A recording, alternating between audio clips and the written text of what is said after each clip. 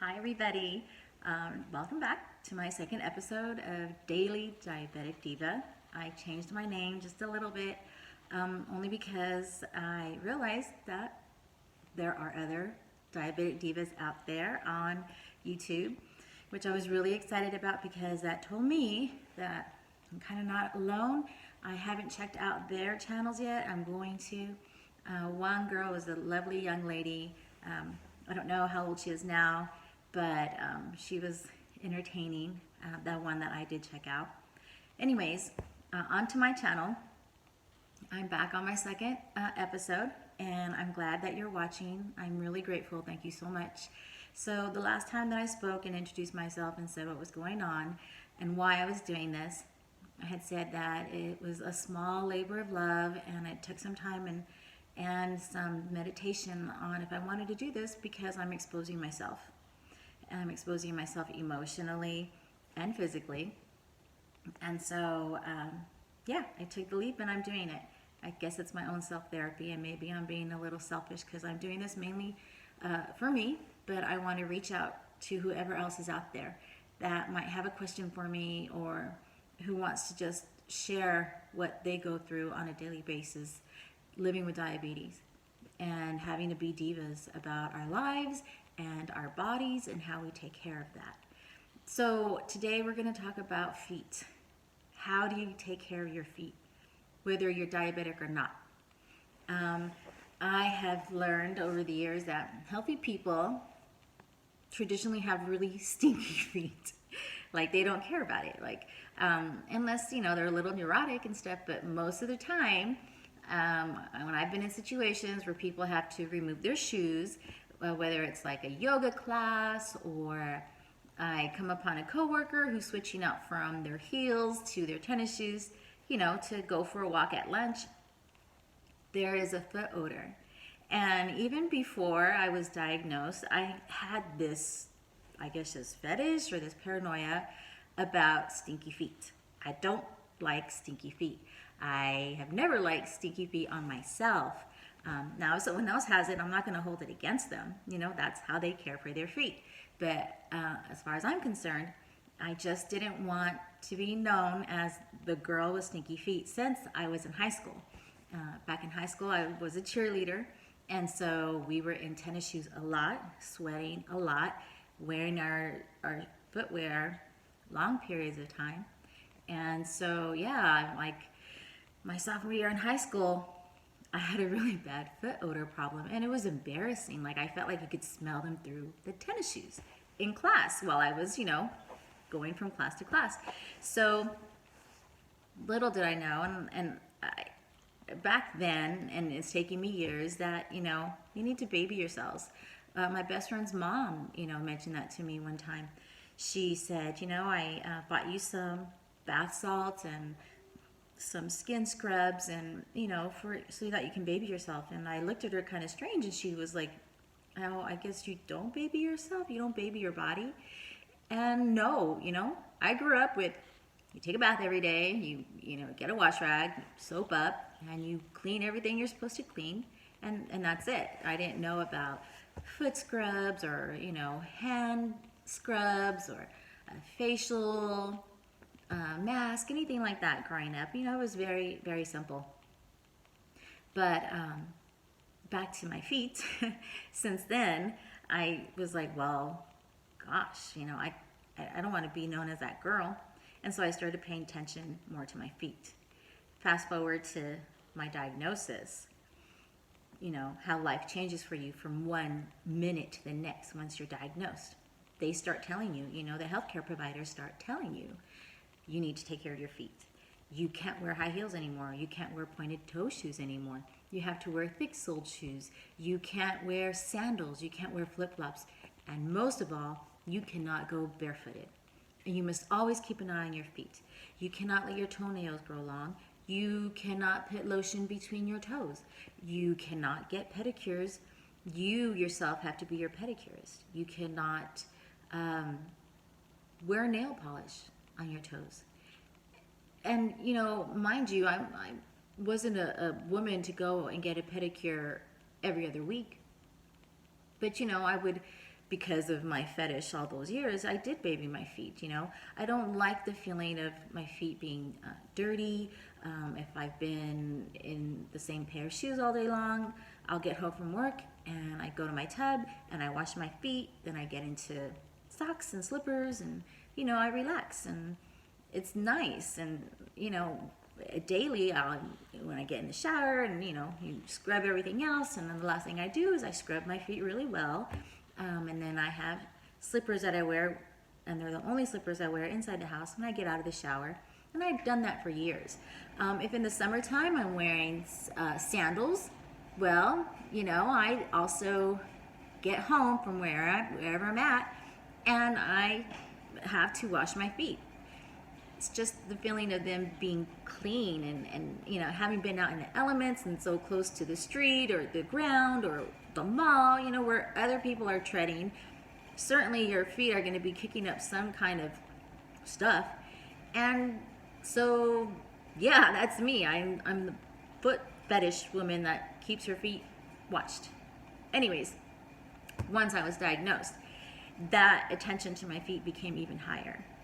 And as I started to, Google diabetics and care for yourself, I saw some really terrifying pictures of people who didn't take care of their feet, especially if your sugars are running high, and mine do. Last time I think I told you all, my A1C the last time I was at my doctor was at a 9.1 or 9.3. I'm working on it. Happy to report that my numbers have been really good lately, even after having gotten sick and almost dying. So people who don't take care of their feet and being diabetic, the pictures that I saw and the stories that I saw and stories that I've heard were just terrifying. And so it upped my foot paranoia even more.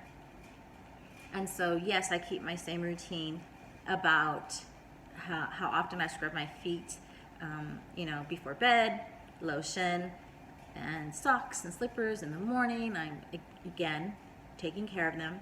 And if I work out at work, I, am blessed enough to have a really nice gym at work, and they have equipped us with showers. And so, there I am, giving myself a cat bath. But then at the very end, I definitely am making sure that I am washing my feet. You know how if you have siblings or girls who happen to wear the same size shoe you do, you might switch around shoes and borrow their shoes, or they might borrow yours, and I can't do that. I won't do that with my children or my sisters who have the same size shoe as I do, because, my shoes are my shoes. When I travel, oh my gosh, it's such a journey to travel now, and it's kind of frustrating. But having to go, if you're going to fly anywhere, having to go through security, I take shoes that, like, maybe some mules or, potato wedge shoes that I can wear socks in. I take another pair of socks, and then I take wipies, disinfectant, body wipes, and I go through the whole process. You put everything in the bins, and then once I pass through security, barefooted, and the thought that I'm treading where other people barefooted have tread. And sometimes my thing about stinky feet, I have seen passengers in front of me walk behind passengers where they have really smelly feet, and the thought that I am stepping on the same steps that they are drives me crazy, because I'm paranoid. I don't want to get an injury to my foot. It's scary. And for those of you who don't have diabetes, I can't describe it to you, but the thought that with us who have diabetes, something like that, picking up somebody else's foot infection, athlete's foot, we could lose a toe, we could lose our foot, we could develop an infection. That's how serious it is. It's not that we're being paranoid, it's not that we're being dramatic. We just don't want to lose our feet. And so, yeah, I go through security. Once I get my belongings and I get to the bench, there I am, wiping my feet down really good, using hand sanitizer on my feet, wiping my feet down, putting on the new pair of socks, and then, putting my shoes back on. And so, yeah, the last time that I traveled airline out of the country with my husband, we were on a little bit of a tight schedule, and I was, doing my routine.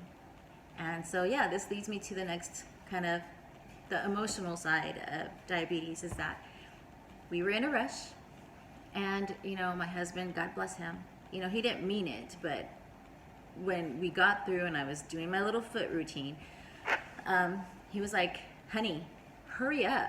It's not a matter of life and death. And I looked at him, and yeah, I was hurt. Feelings got hurt a little bit. And I looked at him, and I could understand too why we were in a rush, because we were going to miss our connecting flight. But when I thought about it, I had to tell him, I'm sorry, babe, but yeah, it is a matter of life and death. Isn't that sad?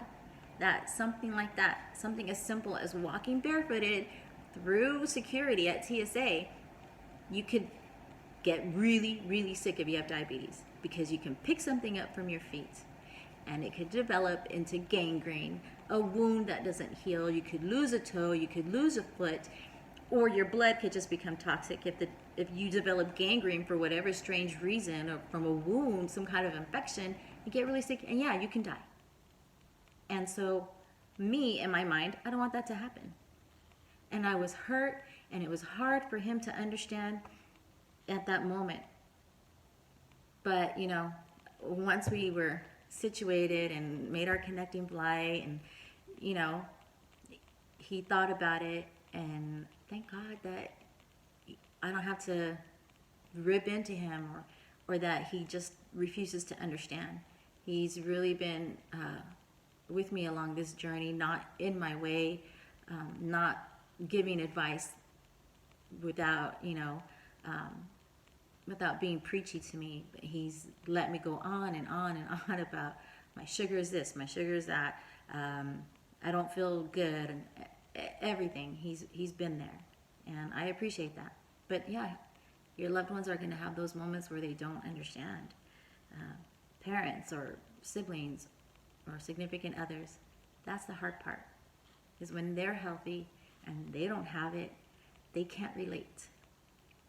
And I hope that if you are one of those people who are healthy, God bless you. You are so, so blessed. If you're healthy and you don't have diabetes, just try and be patient, because you're going to have moments where you don't understand, but trust the diabetic that they do.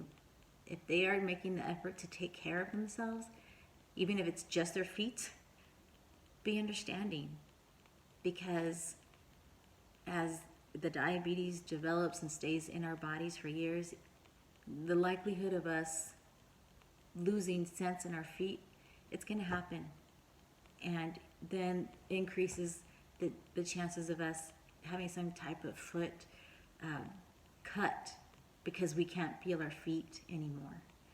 And that's why we're told no more sandals, no more high heels, no more pointed toe shoes, no more tight socks.